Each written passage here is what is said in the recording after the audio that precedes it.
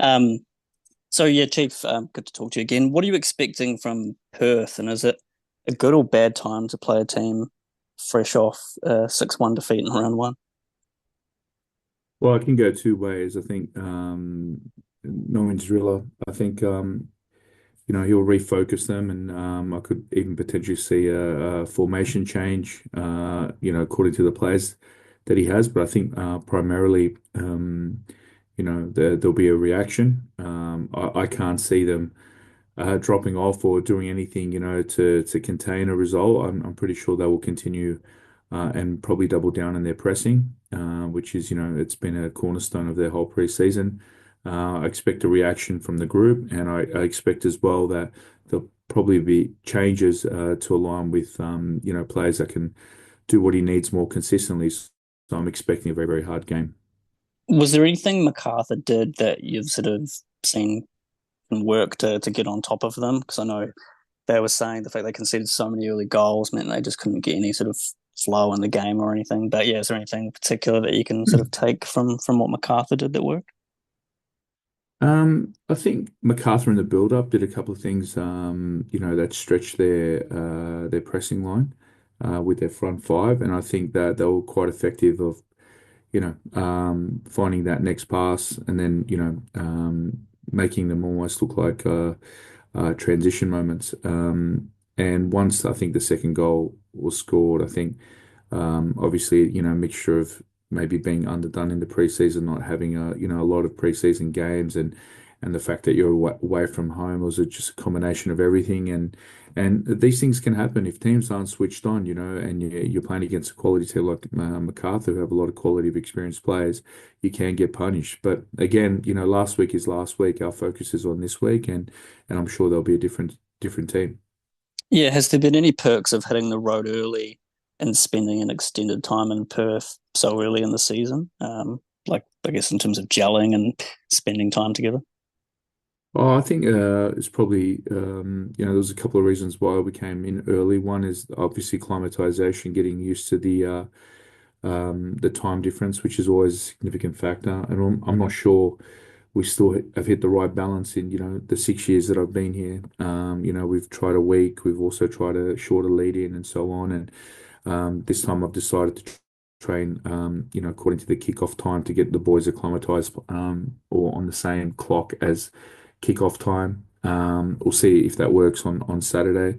But again, as well, the other reason why we came in early as well was so that the group could spend an extended period of time together, almost like a pre-season sort of camp, which always helps the group and gels the group together.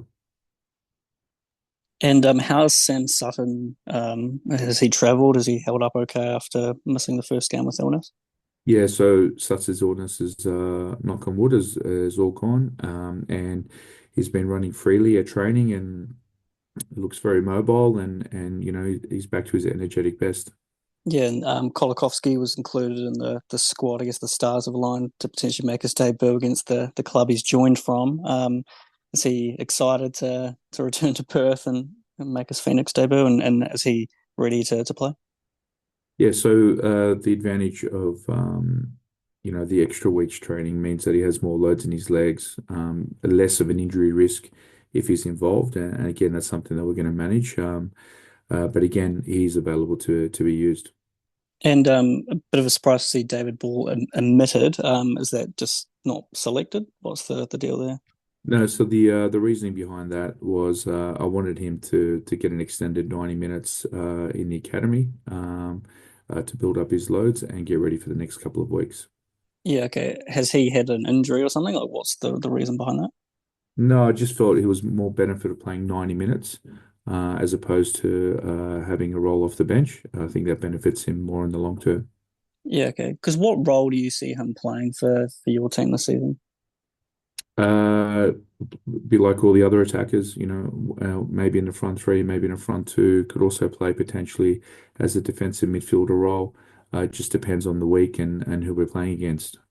Yeah, because how does someone like him, who's like an experienced player, been a regular for 5 years at the Phoenix, how does he react to getting sent down to play for the reserves? No, I think he understood when I explained to him what the outcome was. It's obviously to get him playing regular minutes and building his loads. And once he understood that, he was very accommodating. Yeah, okay. And what are you hoping to see from in terms of just growth from round one? Like what was sort of missing in that game for what you're wanting to see in round two? I'd probably say that the one thing that was probably frustrating was more the lack of defensive discipline in the last 20 minutes is something that we're accustomed to from last season. That could have been for a number of reasons, potentially loading, conditioning, could have been also the when we made changes structurally, were we the same? It's a combination of all those things. So I'd like to think that we're 1 week better. The cohesion of the team is a little bit improved and so on. So again, I still think we need time as a group. We're far from sorry, the makeup of the team, compared to last year. Again, it's a relatively new team. We have maybe 4 or 5 starters. So the gel, the cohesion, the chemistry takes a long period of time to get to build. So for me, I like to build on what we did against West United. There's a lot of positives for me. Again, with the ball, I thought we were very good for large parts of that game. I think up until the 65th, I think, or 68th minute, we had close to 65% of the ball. We made a lot of clear chances. And then I think once the game got into the last period of the game, where I think I mentioned this after the game, substitutes made a big difference for both teams.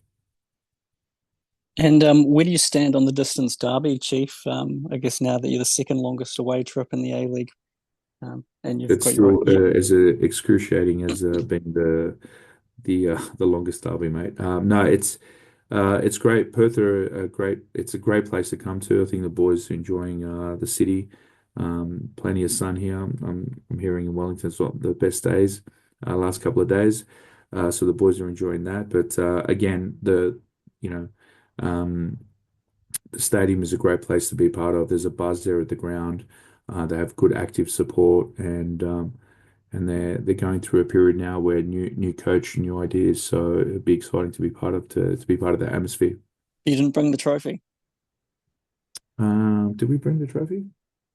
Yeah, I don't know. I have to ask our ops guy. No, all good. Cool. Go well. Hey Chief, are you wearing yellow tomorrow? Because yellow versus purple is also the best color combination in the league. No, I'm not wearing yellow, mate. No, you're not, but as the team, Is it? Yes, we're wearing yellow. beautiful. Just one question, just on the other injured guys, especially Marco and Paolo. How are they Mhm. tracking this week? In terms of possibly being back. Yeah, as expected. No, they're doing well. Paulo has been on feet. Marco as well, as expected. They've been back in Wellington, have they? Yep, they Yeah, didn't travel. It's. I'm not going to bring injured players to yeah. to camp. No, cool. That's all from me. Mhm.